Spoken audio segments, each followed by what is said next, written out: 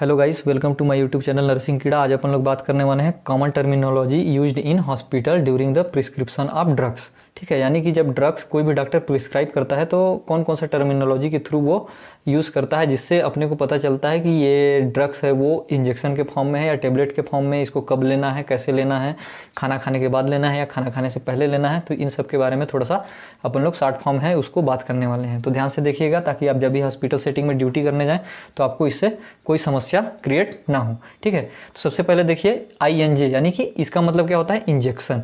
ठीक है, यानी अगर कोई डॉक्टर अगर INJ करके अगर लिख देता है INJ जेंटामाइसिन, तो दैट मीन्स कि उसका मतलब क्या है कि इसको क्या है कि इंजेक्शन लगाना है किसका, जेंटामाइसिन का। ठीक है, उसी तरह AMP का मतलब क्या होता है, एम्पूल। ठीक है, एम्पूल आपने देखा होगा जो सीसी का फॉर्म में आता है ना, उसको एम्पूल बोलते हैं। जो सीसी में जो दवाई रहता है उसी को क्या बोलते हैं, एम्पूल।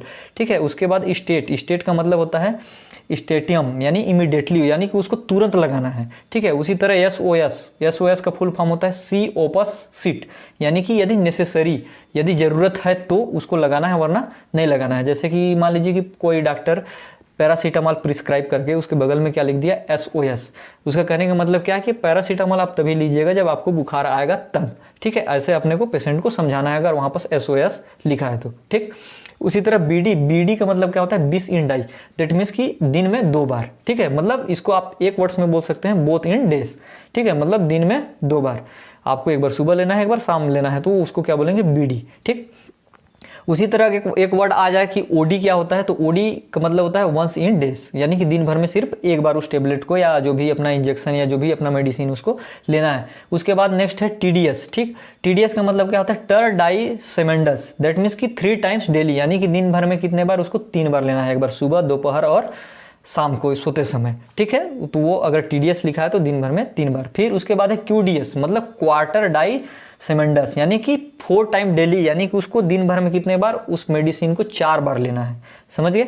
इसके बाद है AM, दैट मीन्स कि आफ्टर मील, खाना खाने के बाद। उसी तरह PC मतलब पोस्ट सीबम, कहने का मतलब क्या है कि आफ्टर मील, यानी इसका भी मतलब क्या है कि खाना खाने के बाद ही।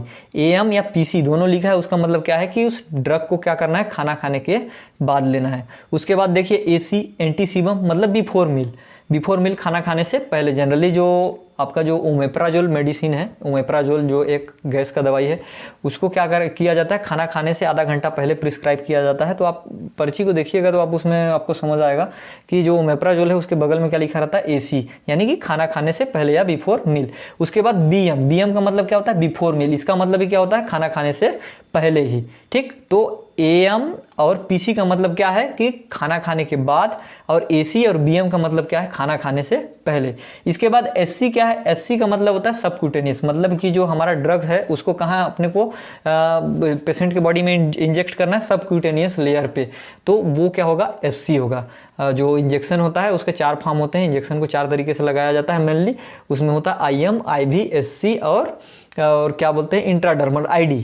ठीक है, तो ये जो सबक्यूटेनियस लेयर पे जो इंजेक्शन लगता है उसको किस नाम से जाना जाता है, SC। ठीक है, तो अगर कहीं पर SC लिखा है दैट मीन्स कि उस इंजेक्शन को अपने को सबक्यूटेनियस लेयर पे लगाना है स्किन के। ये नहीं कि वहाँ पर अगर SC लिखा है तो मैं उसको IM पे लगा दूँ, वरना उसके साइड इफेक्ट बहुत खतरनाक देखने को मिल सकते हैं। ठीक है, उसी तरह ED का मतलब होता है आई ड्रॉप। ठीक, उसी तरह EO का मतलब होता है आई ऑइंटमेंट आई में लगाने के लिए आता है, उसको किस नाम से जानते हैं हम लोग, EO। अगर EO लिखा है दैट मीन्स कि वो ड्रग्स किस फॉर्म में है, ऑइंटमेंट के फॉर्म में है और उसको लगाना है। अब आगे देखिए IM का मतलब क्या होता है, इंट्रामस्कुलर, दैट मीन्स कि अपन लोग को उसको कहाँ लगाना है, इंट्रामस्कुलर में लगाना है। उसके बाद IO चार्ट का मतलब क्या होता है, इनपुट आउटपुट चार्ट।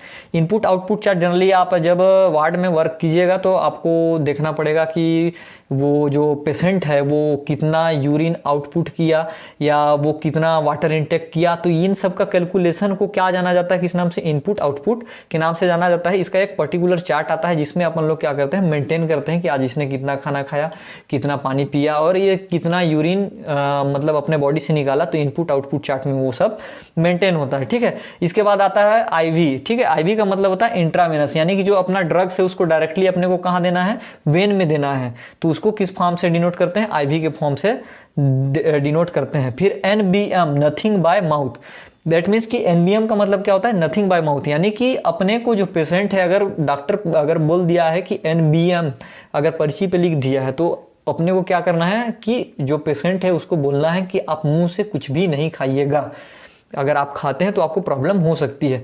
जनरली क्या होता है कि ऑपरेशन से ना 7-8 घंटा पहले तक क्या करते हैं कि पेशेंट को कुछ भी माउथ से मतलब मुंह से कुछ भी खाने को अलाउ नहीं किया जा सकता है, जिससे क्या हो सके कि जो ड्यूरिंग द ऑपरेशन या एनेस्थेसिया के टाइम पे अपने को कोई कॉम्प्लिकेशन देखने को ना मिले, जैसे कि नाउजिया हो गया, वोमिटिंग हो गया या रिस्पायरेटरी डिस्ट्रेस हो सकता है। तो ये सब से बचने के लिए क्या करते हैं कि नथिंग पर ओरल पे पेशेंट को रखा जाता है।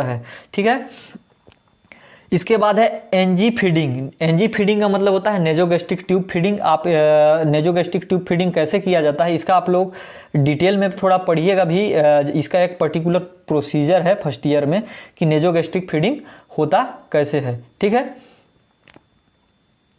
इसके बाद है नेजोगैस्ट्रिक फीडिंग में क्या करते हैं ना कि जो एक ट्यूब होता है उस ट्यूब के थ्रू उस ट्यूब को डायरेक्ट हम लोग अपने जो नोज़ है उसके थ्रू स्टमक तक इंसर्ट करते हैं और उससे डायरेक्टली अपन लोग क्या जो लिक्विड फूड होता है उसको प्रोवाइड करते हैं, यदि पेशेंट अगर अनेबल है डायरेक्ट अगर मुंह से कुछ लेने के लिए तो इस टाइप के फीडिंग को क्या बोलते हैं, नेजोगैस्ट्रिक ट्यूब फीडिंग।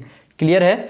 जनरली जैसे कि अगर मान लीजिए कि किसी के माउथ का ऑपरेशन हो गया तो वो तो डायरेक्ट मुंह से खाना ले नहीं सकता है, तो उस समय अपन लोग क्या करेंगे कि उसमें नेजोगैस्ट्रिक ट्यूब इंसर्ट करेंगे उस पेशेंट में और उसको डायरेक्ट नेजोगैस्ट्रिक ट्यूब के थ्रू उसकी स्टमक में डायरेक्टली अपन लोग जो फूड है उसको प्रोवाइड कराएंगे या उसको फीड कराएंगे, तो उसी को क्या बोलते हैं, नेजोगैस्ट्रिक ट्यूब फीडिंग, और इसको शॉर्ट फॉर्म में एनजी फीडिंग बोलते हैं। इसके बाद फिर क्या है, एनपीओ। एनपीओ का मतलब होता है नथिंग पर ओरल, यानी कि मुंह से उसको कुछ भी नहीं देना है, पानी तक नहीं देना है, तो उसमें क्या होगा, एनपीओ। इसके बाद है टीएफओ। टीएफओ का मतलब होता है टिल फर्दर ऑर्डर, मतलब जब तक आगे का ऑर्डर ना आया तब तक किसी को फॉलो करना है, तो इसको क्या बोलते हैं, टीएफओ। तो ये तो थे कुछ शॉर्ट फॉर्म जो हॉस्पिटल में जनरली यूज किए जाते हैं डॉक्टर के द्वारा जब पर्ची में मेडिसिन प्रिस्क्राइब किया जाता है। तो आई होप गाइस आपको ये वीडियो समझ आया होगा। अगर वीडियो समझ आया है तो वीडियो को लाइक कीजिए, चैनल को सब्सक्राइब कीजिए और अपने दोस्तों के साथ शेयर कीजिए। थैंक यू सो मच, मिलते हैं एक नए वीडियो में।